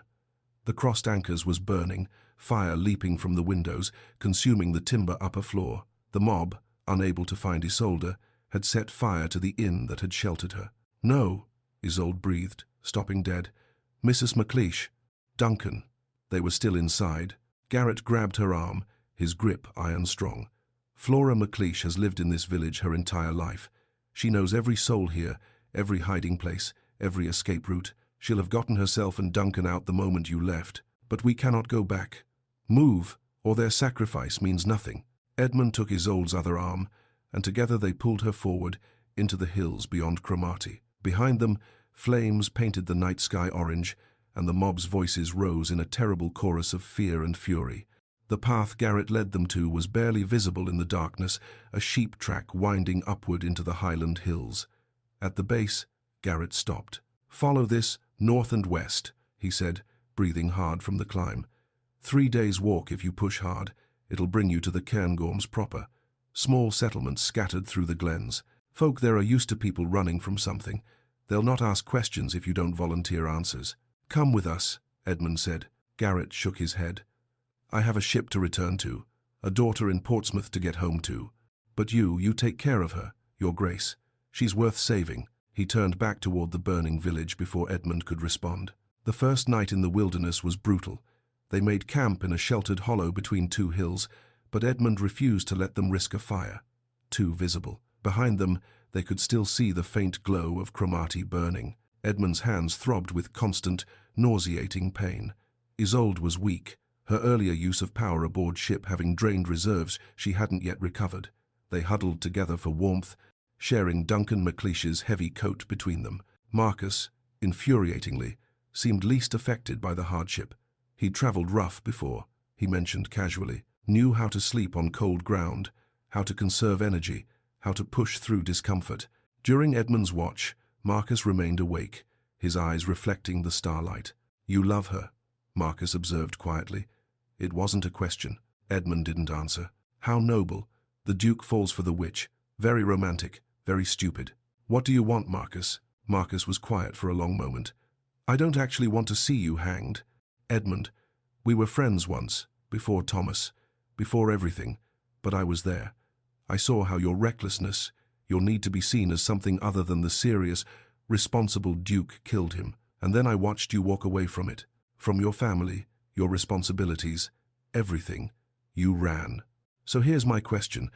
Are you running now? Or are you finally standing still long enough to face something?" Edmund looked at Isolde, sleeping fitfully beside him. "I'm not running. Not anymore." "We'll see," Marcus said, and closed his eyes. The next day's travel was harsh. Early November in the Scottish Highlands was brutally cold, and they were dressed for sea travel, not mountain hiking. The path climbed steadily upward, following the natural contours of the land. Edmund's damaged hands made even simple tasks, agonizing gripping, climbing, maintaining balance. Isolde tried to help without touching him directly, terrified of causing more harm. The strain between them, wanting to help, afraid to touch, was its own kind of torture. Near midday, they encountered drovers moving cattle south to market. The men eyed them suspiciously, a well-dressed gentleman with bandaged hands, a woman in an inadequate dress, and Marcus in his fine London coat. An unlikely travelling party. "You'll want to avoid the villages ahead," one drover said, his Highland accent thick. "Word spreading from Cromarty. They're looking for a witch, and the nobleman who abducted her. £50 reward." After the drovers moved on, Marcus laughed quietly. "Abducted. So now you're not just negligent, Edmund. You're a corrupted aristocrat, fallen under her spell." The narrative grows more interesting by the day. The second night was colder. They risked a small fire, the need for warmth overriding caution. Huddled close to the flames, Isolde and Edmund sat shoulder to shoulder, while Marcus kept watch. "I nearly killed you twice now," Isolde said softly. "Once on the ship, once in the cabin. What happens the next time I lose control? What happens when my fear or anger manifests and you're in the way?" Edmund's bandaged hands rested on his knees. "Then we keep practicing. We keep working on your control. You stopped the storm in the cabin. You pulled it back. That proves you can learn to master it. But what if I can't? What if this power is too much for any one person to contain?" Edmund took her cold hands in his bandaged ones, ignoring the pain the contact caused. "Then, I'll be there to help you contain it. For as long as you need, for as long as I have." They were very close, sharing warmth and breath in the firelit darkness. Isolde's eyes searched his face, finding something there that made her heart constrict. Almost, they leaned toward each other. Almost, their lips met. Marcus shifted on the other side of the fire, and the moment shattered. The third morning, they woke to find Marcus gone. His tracks led back the way they'd come, toward Cromarty and the coast. Beside the dead fire, weighted with a stone, was a note written on paper torn from a journal. "I've gone back to manage the situation. Buy you some time. Don't waste it. M." "Do we trust this?" Isolde asked. "I don't know," Edmund admitted. "But we have no choice. We keep moving." They continued north and west, into increasingly remote territory. The highlands stretched around them, beautiful and brutal, and utterly indifferent to human suffering. Late on the third day, exhausted and hungry, they spotted a settlement in a valley below. Smoke rose from chimneys. Buildings clustered around what appeared to be a small kirk. It looked like safety, like rest, like hope. They approached carefully, two desperate travelers seeking shelter. The village square was modest, a well, a few shops, the stone kirk that doubled as community center and meeting hall. And on the kirk's door, and on posts around the square, notices fluttered in the wind. Edmund saw them first. His face went pale. Isolde moved closer, reading the description that matched her too well. Dark hair, small stature, unnatural abilities. Wanted for witchcraft and murder. £50 sterling reward. "We need to leave," Edmund said urgently. Now, but it was too late. Rough hands grabbed them from behind village men who'd been watching, waiting. Edmund fought despite his damaged hands, landing one good blow before being overwhelmed. Isolde tried to pull away, but there were too many of them, their grips too strong. "Got them!" someone shouted. "The witch and her accomplice. £50 split between us." They were dragged toward the kirk, toward the stone building that served as both church and jail in this remote place. The villagers' hands were rough but not cruel, just men motivated by reward money in a place where £50 was a fortune. Isolde felt her powers rising in response to fear and fury, felt the cold gathering in her chest, responding to her terror. The temperature around them began to drop. Frost formed on the ground where her feet dragged across the earth. "Stop it," one of the men said nervously. "Whatever you're doing, stop it." But Isolde wasn't sure she wanted to stop it, wasn't sure she should stop it. They'd run, they'd hidden, they'd tried to be small and invisible and harmless, and still the world pursued them. Still it demanded she be punished for the crime of existing. The frost spread wider, the men's breath became visible, and as they dragged her toward the stone building that would be her prison, Isolde felt something shift inside her, not loss of control, but a deliberate choice forming. She'd spent 16 years hiding what she was, running from it, suppressing it. Perhaps it was time to stop running. Chapter 8. The Storm's Heart. The cell was bare stone walls, floor, ceiling. A single barred window let in pale November light and bitter cold. The village of Glenmore was tiny, perhaps 50 residents scattered through this isolated glen in the Cairngorms, and their kirk served multiple purposes: church, meeting hall, and when necessary, prison. Edmund sat against the wall, his face flushed with fever, his bandaged hands trembling. Isolde knelt beside him, helpless, watching infection take hold where frostbite had already done its damage. The village headman, Angus Drummond, had been practical about their capture. A man in his 60s with iron-grey hair and shrewd eyes, he'd assessed them with the cool calculation of someone for whom £50 represented more money than Glenmore saw in a year. "My son's riding to Inverness," Drummond had told them through the barred door. 2 days there, 2 days back. The magistrate will want to question you both. Until then, you'll stay here. It's nothing personal, just business. 4 days. They had perhaps 4 days before authorities arrived with soldiers and legal authority, and no chance of escape. But Edmund didn't have 4 days. Through the first night, his fever climbed. Isolde tended him with their limited resources, water from a bucket the guards had provided. Her own shawl dampened and pressed to his burning forehead. His bandages needed changing, but she had nothing clean to replace them with. In his delirium, Edmund spoke to ghosts. "Thomas, I'm sorry. I'm so sorry." His head turned restlessly against the stone. "I should have stopped you. Should have said something. Anything. I was the elder brother, the responsible one. It was my job to protect you." Isolde held his good hand, the left one, less damaged, and felt utterly powerless. This man had dove into freezing water for her, had let her freeze his hands twice rather than abandon her, had fought for her, fled for her, sacrificed everything for her, and her powers, the abilities she'd spent 16 years suppressing, had destroyed him. By the second day, Edmund's condition had worsened. Red streaks spread up his arms from the infected wounds. His fever made him incoherent, speaking in fragments that broke Isolde's heart. She pounded on the door until Angus Drummond came. "Please," she begged. "He needs a doctor. The infection it's spreading. He'll die without treatment." Drummond's weathered face showed something like sympathy, but his voice remained firm. "The doctor's in the next valley, half a day's ride. By the time he'd return, the magistrate will be nearly here anyway. The Duke will get proper treatment in Inverness. Better facilities there than anything our doctor could provide. He won't survive the journey to Inverness. Then you'd best pray the magistrate rides fast." Drummond walked away, his footsteps echoing in the stone corridor. Isolde sank down beside Edmund, who was shaking with fever chills despite the burning heat of his skin. She looked at her hands, these hands that created ice, that froze and destroyed, that had cost her mother's life, and now Edmund's as well. Unless, the thought formed slowly, dangerously, she could use her powers to escape, could freeze the lock, shatter it, carry Edmund out of here and what? He could barely walk. She was exhausted from days of travel and fear. They'd die in the wilderness even if she freed them, but they'd die here too, if she did nothing. That night, as the village slept, Isolde made her choice.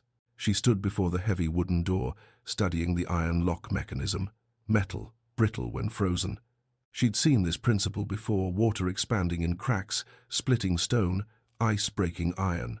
She reached for her power deliberately, carefully, not in fear or desperation, but with purpose. She felt the cold respond, eager as always, and she guided it toward the lock, focused on the moisture in the air around the metal, on the water molecules that clung to every surface. Freeze, crystallize, expand. The lock mechanism turned white with frost. Ice crept into every crevice, every gap in the metalwork. Isolde maintained the cold, kept it concentrated, felt the metal growing brittle beneath the intense cold. When she struck it with a stone from the floor, the lock shattered. The door swung open. Freedom! But Edmund could barely stand, his weight heavy against her as she helped him up. They stumbled into the Kirk's main chamber, a simple space with wooden pews and a stone altar. The outer door was barred from the outside. They were still trapped. Isolde's mind raced. She needed to draw the guards inside, needed them to open that door. But if she lost control, if she hurt them, no, she wouldn't lose control. Not this time. She looked around the Kirk, at the sacred space, at the morning light just beginning to filter through the eastern window. An idea formed, not born of desperation, but of something else. Hope, perhaps, or faith in herself. Isolde reached for her power again, but this time with different intent. She didn't want destruction, didn't want fear, she wanted beauty. She focused on the moisture in the air, on the way light caught in ice crystals, on the aurora borealis she'd seen once as a child before her mother died. She shaped her power with delicate precision, creating ice crystals that hung suspended in the air, each one catching and refracting the dim light. The crystals multiplied, hundreds of them, thousands, dancing through the Kirk like snowflakes that refused to fall. They caught the light and threw it in rainbow patterns across the stone walls. Some glowed with their own cold luminescence, impossible and beautiful. It was like aurora borealis contained within four walls, swirling curtains of light and ice, prismatic and ethereal and utterly mesmerizing. She heard voices outside, footsteps running, the bar being lifted. The door opened. Two guards stood there, their expressions shifting from alarm to stunned wonder. They stared at the impossible beauty dancing through their Kirk, fear giving way to something like reverence.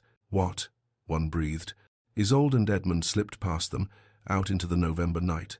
The guards barely noticed, transfixed by the display she'd left behind. But the exertion had cost her everything. Isolde's legs trembled. Her vision swam. Creating beauty, maintaining that level of control and precision, had drained her more completely than any destructive outburst ever had. They stumbled into the wilderness beyond Glenmore. Snow was falling light at first, then heavier. Isolde couldn't tell if it was natural or if her depleted powers were influencing the weather unconsciously. They found shelter in a stand of pine trees, but it was inadequate. No supplies, no fire. Edmund was feverish again, barely conscious, the brief walk having exhausted what little strength he had left. This was the end. Isolde knew it with terrible certainty. They would die here in the wilderness, together but alone, frozen and forgotten. She held Edmund close, trying to share what warmth she had. His fever burned against her, but his lips were blue, his breathing shallow. "I spent 16 years afraid of what I am," she whispered to him, not knowing if he could hear. "Afraid I'd hurt someone else the way I hurt my mother, and I was right to be afraid I hurt you. Your beautiful hands, destroyed because you touched me." Edmund's eyes opened briefly, unfocused. "But you were also right," Isolde continued. "I'm not just destruction. Tonight in the Kirk, I made something beautiful. For the first time in my life, I used this curse to create rather than destroy. And do you know why? Because of you. Because you saw something in me worth saving. Not a curse," Edmund managed, his voice barely audible. "A gift. You just needed to see it." Then his eyes closed again, his breathing becoming more labored. Isolde felt panic rising. Edmund would die. Here, now, because she couldn't keep him warm, couldn't break his fever, couldn't wait. She couldn't keep him warm with body heat alone, but she could use her powers, not to freeze, but to preserve, not to destroy, but to heal. Isolde stood on shaking legs. She reached for her power one more time, though she had so little left to give. She focused on the snow around them, on the ice, on the cold that was her birthright and her curse and her gift. She built walls, shaped snow and ice into a shelter around them, thick enough to block the wind but with gaps for air. An igloo, architecturally impossible, created by will and desperation and 16 years of suppressed power, finally channeled with purpose. Inside the shelter, protected from the wind, the temperature rose slightly, but Edmund's fever was still too high, burning him from within. The most delicate task, the most dangerous. Isolde knelt beside him and placed her hands on his chest, feeling the heat of infection, the racing of his heart. She reached for the cold inside herself, and instead of pushing it outward, she used it as a tool. She drew heat from Edmund's body carefully, gradually, monitoring constantly. Not enough to freeze him, not enough to harm, just enough to break the fever's dangerous peak. It was like trying to remove a single thread from a tapestry without disturbing the rest. Every instinct screamed at her to push harder, to freeze away the infection entirely, but that would kill him as surely as the fever would. So she worked with impossible precision, drawing away excess heat, degree by degree, maintaining a temperature that would preserve rather than destroy. Hours passed. Dawn light filtered through the ice walls, turning them translucent, beautiful. Isolde's entire world narrowed to Edmund's temperature, his heartbeat, his breathing. She adjusted constantly, responding to the smallest changes. When his fever finally broke, when his breathing evened into natural sleep rather than feverish delirium, Isolde collapsed beside him. She had nothing left, had pushed beyond every limit she'd known existed. But Edmund was alive, sleeping peacefully in a shelter of ice that should have killed him but instead had saved him. For the first time in her life, her powers felt like they belonged to her, rather than the reverse. She slept. Voices woke her. Morning light, brighter now. Isolde's eyes opened to see figures standing outside their ice shelter, peering in through the translucent walls. Angus Drummond's weathered face appeared at the opening. Behind him, several villagers stood with expressions of wonder rather than fear. "The guards told us what they saw in the kirk," Drummond said slowly. "Light dancing like the aurora. Beauty beyond words." He touched the ice wall, solid and smooth and architecturally impossible. "And you're still alive, both of you. Should have died in this cold. But you built this?" Isolde positioned herself protectively in front of Edmund's sleeping form. "I did what I had to do." "Aye," Drummond said. "That you did." He studied the shelter with something like respect. "There's a rider coming from the south. Not the magistrate, someone else. Says he's a friend of yours, Lord Marcus Thorne. Arrived in Glenmore an hour ago with 2 others. Marcus appeared through the trees then, picking his way carefully through the snow. And behind him, impossibly, first mate Garrett and Mrs.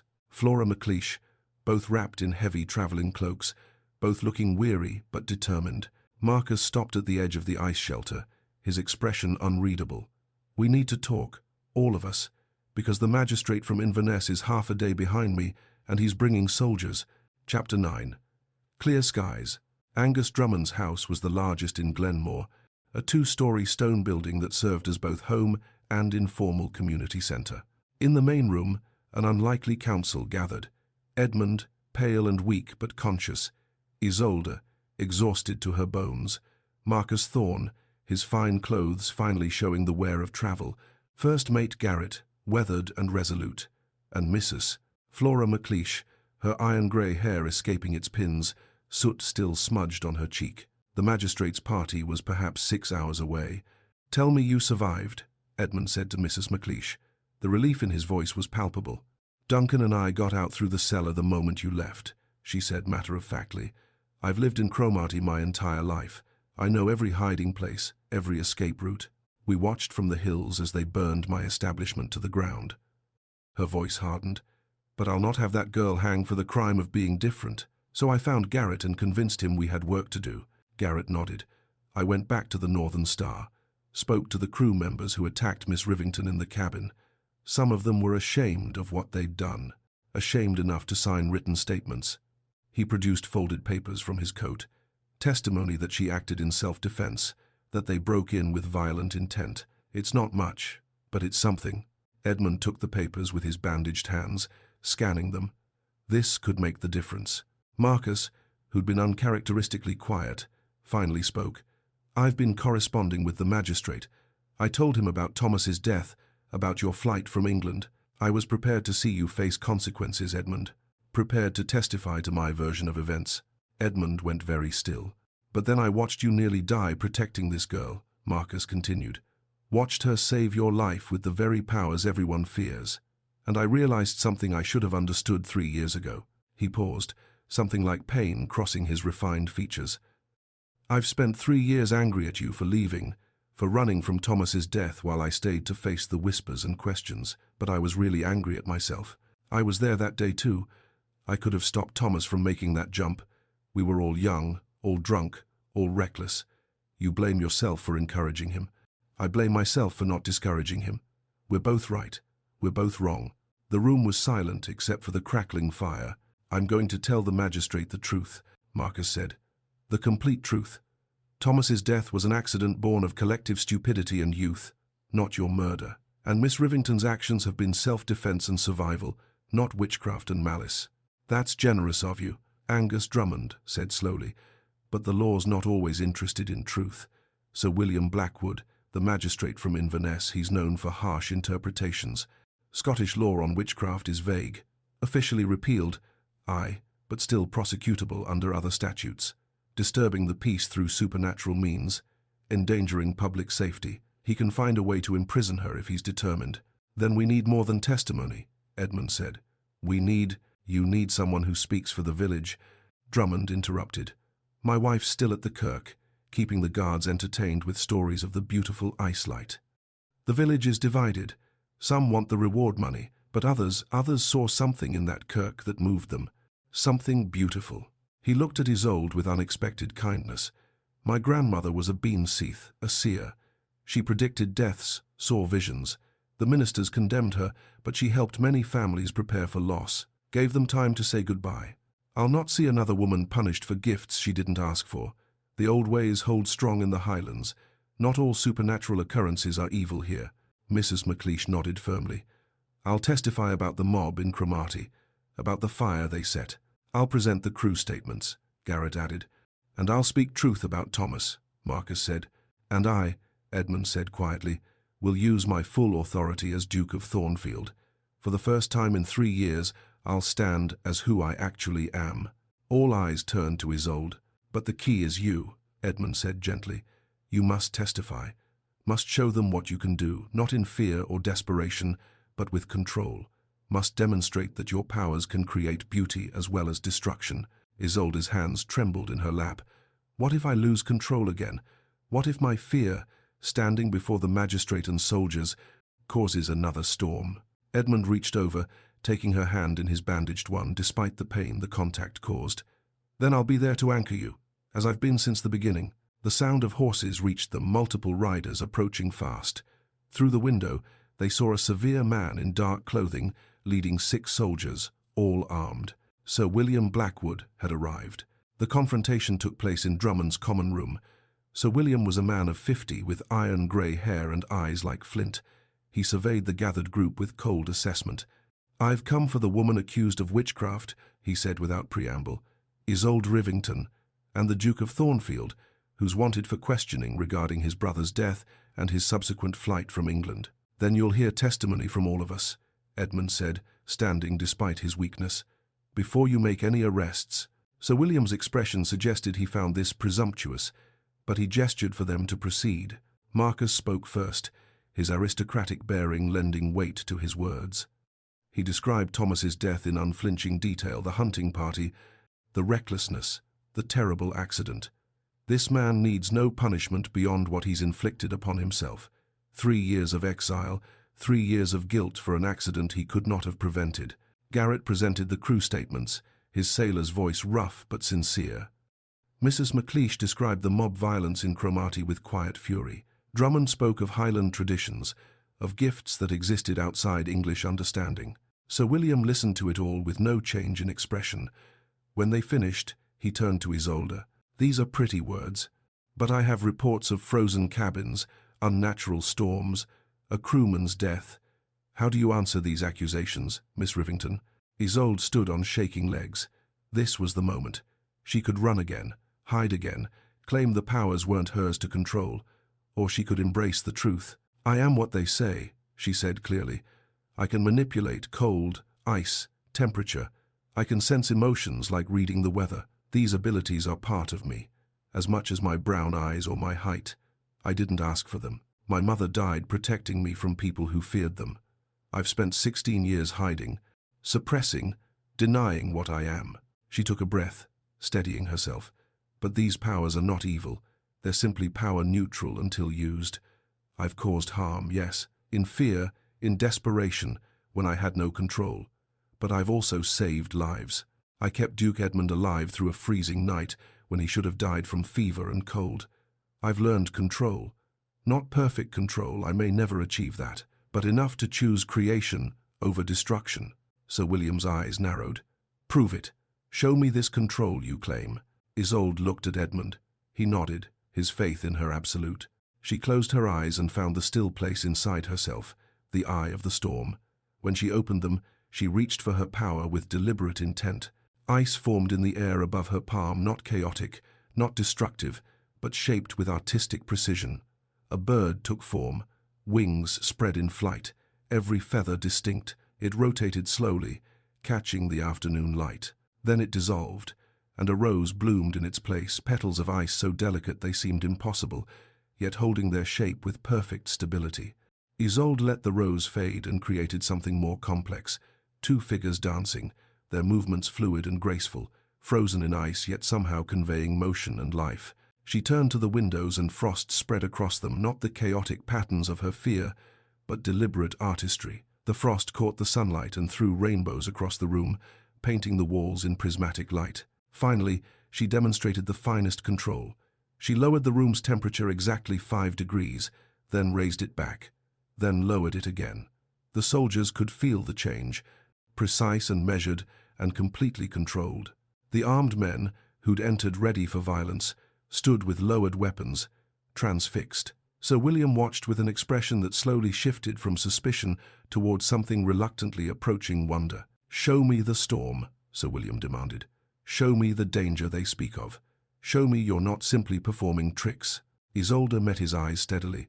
"I could. I have the power to freeze this room, to create winds that would tear the roof from this building, to unleash everything they fear. But I won't. That's the difference between power and control, knowing when not to use it. You'll have to take my word that I can be dangerous, because I can also choose not to be." The magistrate was silent for a long moment, weighing law against evidence, fear against reason. Edmund stepped forward, using his full ducal authority for the first time in 3 years. "Miss Rivington will be entering my household as my betrothed. She will live at Thornfield Hall under my protection and responsibility. If she causes any harm through her abilities, I accept full legal liability as her future husband. I offer my title, my estates, my fortune as bond for her conduct." The room erupted in murmurs. Isolde stared at Edmund in shock. This was binding a peer of the realm, offering everything he possessed as surety. Sir William studied Edmund for a long moment. "You would stake everything? Your family's legacy? Your position? Your wealth?" "Everything," Edmund said without hesitation. Another silence, this one stretching until Isolde thought she might shatter from tension. "Very well," Sir William said finally. "But Miss Rivington must register with the Crown. There will be monitoring. Periodic reports on her conduct. Any incidents, any complaints, any evidence of harm, and this agreement is void. She'll face the full weight of Scottish and English law. Is that understood?" "Understood," Edmund and Isolde said together. They'd won, barely, conditionally, but they'd won. As the magistrate and soldiers departed, the room exhaled collectively. Mrs. MacLeish pulled Isolde into a fierce embrace. Garrett shook Edmund's hand carefully, mindful of the bandages. Marcus simply nodded, the closest he'd come to approval. When they were finally alone in a small room Drummond had provided, Isolde turned to Edmund. "You called me your betrothed. You offered everything." Edmund took her hands gently. "I meant it, if you'll have me. Not because you need protection, you've proven you can protect yourself, but because I cannot imagine a life without you in it. You've shown me how to face the past, rather than run from it. You've shown me that redemption isn't about suffering, it's about choosing to do better. I've spent 16 years afraid to be seen," Isolde said softly. "You've seen all of me, the power, the fear, the guilt, the capacity for destruction, and you stayed. You dove into freezing water for me. You let me damage your hands. You offered your title, your future. How could I not love you?" They kissed for the first time, truly, freely, without desperation or fear or the weight of immediate danger. It was gentle, genuine, the beginning of something rather than its culmination. 6 weeks later, winter had settled over Thornfield Hall in Derbyshire. Edmund's return had caused considerable stir. His mother, the Dowager Duchess, had wept and raged in equal measure, grateful her son lived, appalled at the circumstances of his return. But she was a practical woman, and Isolde's abilities proved useful quickly enough to earn grudging respect if not warmth. On a clear December morning, Edmund and Isolde walked to the family plot where Thomas was buried. The headstone was elegant. Thomas Edmund Westmore, beloved son and brother, 1818 to 1840. Edmund knelt, Isolde standing quietly beside him. "I'm sorry I wasn't more careful," Edmund said to the stone. "Sorry I encouraged your recklessness, but I understand now that I can't undo the past by destroying my future. You told me not to blame myself. I'm trying, Thomas. I'm finally trying to forgive myself for not being perfect, for being young and stupid and human." A letter from Marcus had arrived that morning, stilted but sincere, speaking of his own visits to Thomas's grave, his own process of forgiveness.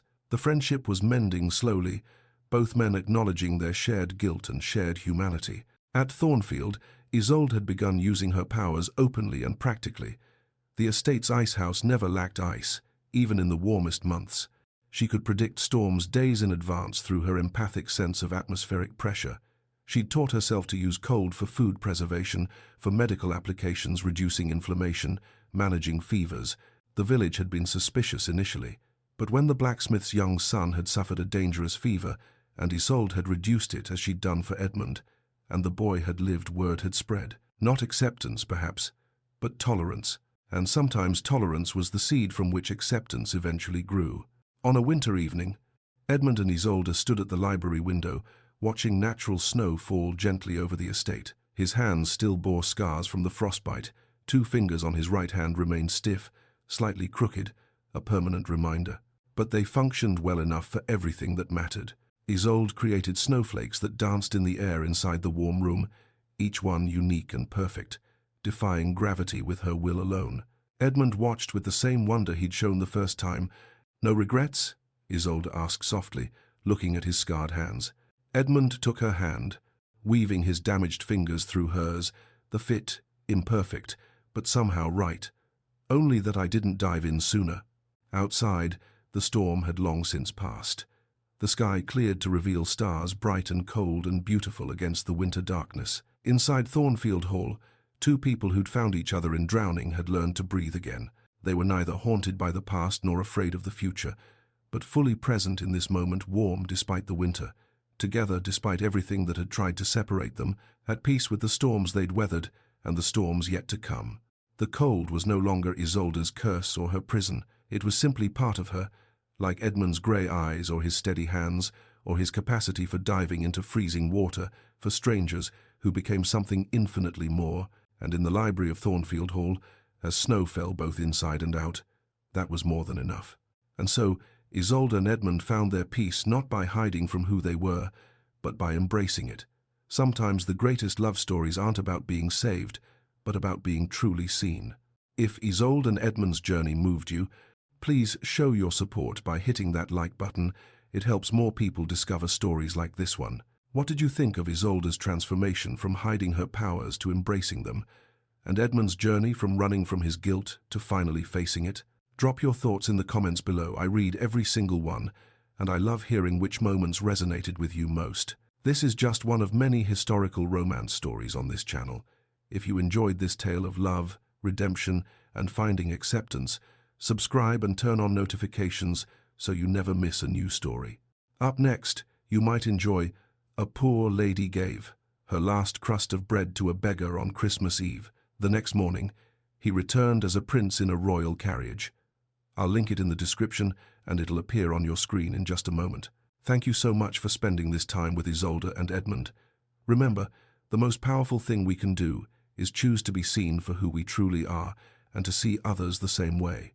Until the next story, take care of yourselves and each other.